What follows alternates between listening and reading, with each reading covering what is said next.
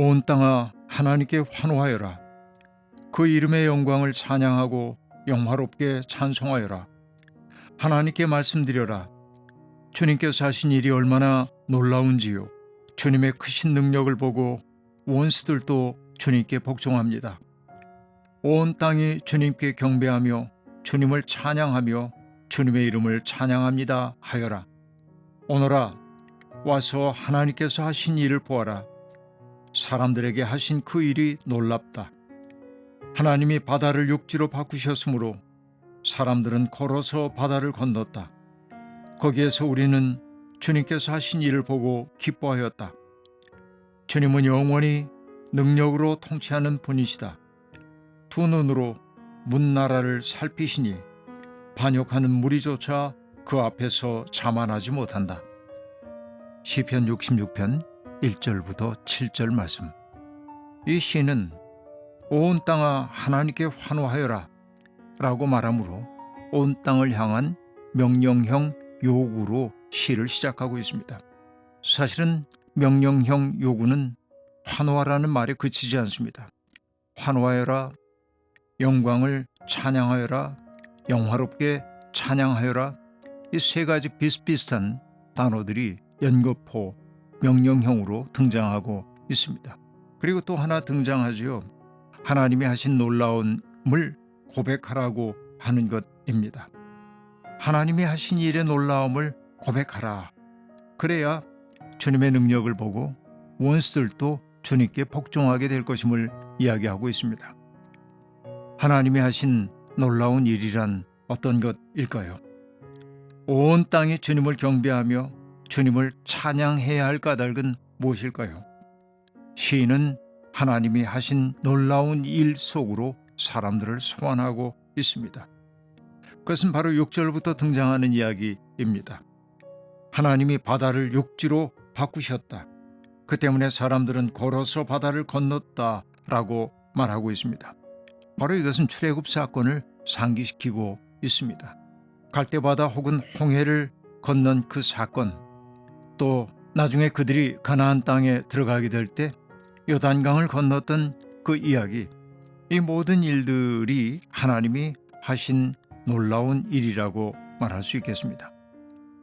바다를 육지로 바꾸셨다라고 하는 것, 이것은 우리가 모세의 노래 혹은 미리암의 노래를 통해서도 일찍이 들은 바가 있습니다. 당시에 세계 최강을 자랑하고 있었던 바로의 그 병거와 마병들이 바다의 진흙벌 속에 빠져 어찌할 바를 몰라 허둥거리는 대목.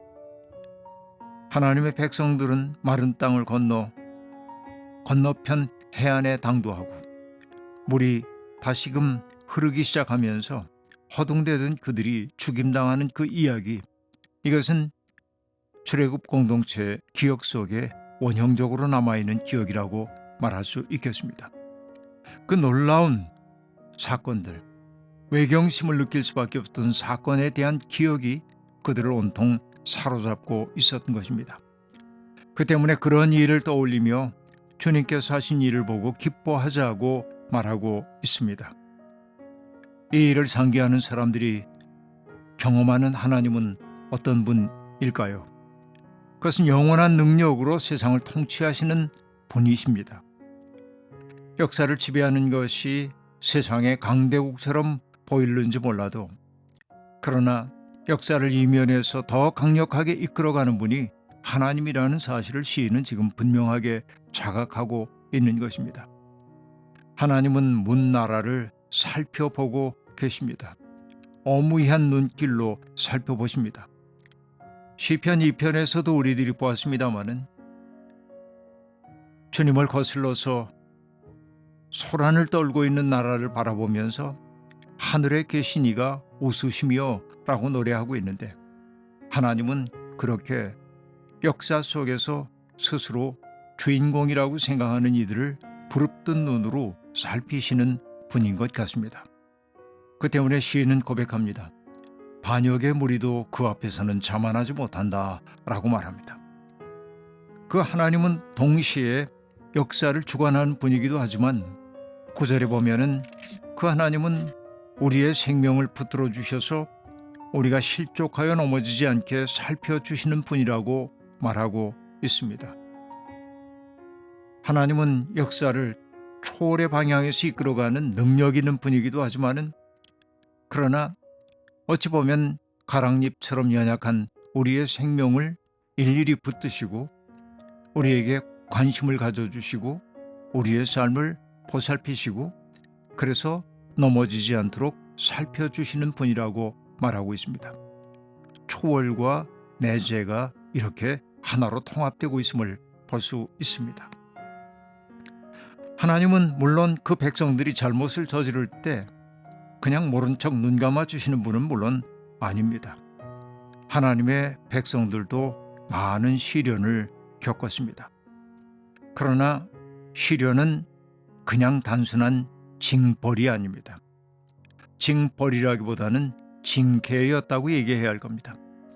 징계의 목적은 무엇입니까? 고통을 가하는 것이 아니라 그들을 변화시키기 위한 것이지요. 그래서 히브리인들은 하나님의 백성들이 겪었던 시험을 연단이라고 늘 이해를 하고 있습니다. 하나님은 때때로 그 백성들이 어긋난 길로 갈 때 그들이 그물에 걸려들게 하시고 등에 무거운 짐을 지우시기도 하고 다른 이들로 하여금 그 백성의 머리를 짓밟게도 하십니다. 하나님을 믿는다고 해서 고통이 없단 말 아닙니다. 우리도 여러 가지 사람들이 겪고 있는 온갖 어려움들을 다 경험할 수 있습니다. 때때로 영문을 알 수 없는 시련과 고통이 다가올 때마다 하나님이 내게 왜 이런 일을 허락하셨을까 하는 생각이 들기도 하지만, 때때로 시험이라고 하는 것 없다고 한다면 우리의 삶이 어떨까 생각해 보기도 합니다. 내가 잘못을 저지르는데도 아무런 어려움을 내가 겪지 않는다고 한다면 난 아마 영원히 버림받은 사람이 될 가능성도 있을 겁니다. 하지만 고통이라고 하는 것은 여전히 어렵습니다. 이것을 시인은 우리로 하여금 주님은 우리를 불 속으로 혹은 물 속으로 뛰어들게 하셨다고 말하기도 합니다. 그러나 이 고통을 넘어서서 하나님의 섭리하심을 보는 사람들은 그 고통이 정화의 고통임을 분명히 알게 되지요. 맹자의 고자 하편에 보면 매우 유명한 이야기가 등장합니다. 하늘이 장차 그 사람에게 큰 일을 맡기려 할 때에는 반드시 먼저 그 심지를 괴롭게 하고 그 살과 뼈를 고달프게 하며 그 신체와 피부를 저리게 하고 그 몸을 궁핍하게 하며 그가 하는 일마다 잘못되고 뒤틀리게 하는데, 이는 마음을 분발시키고 성격을 강인하게 함으로써 그의 부족한 능력을 키워주려는 것이다 라고 말합니다. 성경에도 비슷한 대목이 등장하지요. 그뿐만 아니라 우리는 환난을 자랑합니다. 우리가 알기로 환난은 인내력을 낳고 인내력은 단련된 인격을 낳고 단련된 인격은 희망을 낳는 줄을 알고 있기 때문입니다 라고 로마서 5장 3절부터 4절까지 이야기하고 있습니다. 환난, 인내, 단련된 인격, 희망, 이것이 연결되고 있음을 알 수 있습니다. 괄호를 친다고 한다면 환난이 희망이 되기도 하는 것이죠. 아니, 환난을 희망으로 변환시키는 것이 신앙인들의 과제인지도 모르겠습니다. 이 시인은 바로 그 사실을 깨달았기 때문에 마침내 12절 하반절에서 이렇게 고백하고 있습니다. 주님께서 마침내 우리를 건지셔서 모든 것이 풍족한 것으로 이끌어 주셨습니다 라고 말이죠. 그 다음에 해야 할 일은 무엇이겠습니까? 하나님의 은혜 감사해야죠. 그래서 그는 번제와 서원제를 바치러 주님의 집으로 간다고 말합니다. 그곳에서 그는 홀로 감사드리는 것 아니고 하나님을 두려워하는 사람들을 다 초대합니다. 왜 초대합니까? 주님이 하신 놀라운 일을 증언하기 위해서 그러합니다. 그의 증언은 두 가지입니다. 나는 시련의 시간에 주님께 도와달라고 부르짖었다. 두 번째는 나는 마음속으로 악한 생각을 품지 않았다. 하나님에 대한 원망도 타자에 대한 원망도 품지 않고 주님께 도와달라고 부르짖었더니 하나님이 기도에 응답해 주셨다는 겁니다. 이제 그에게 마지막 남은 것은 무엇입니까?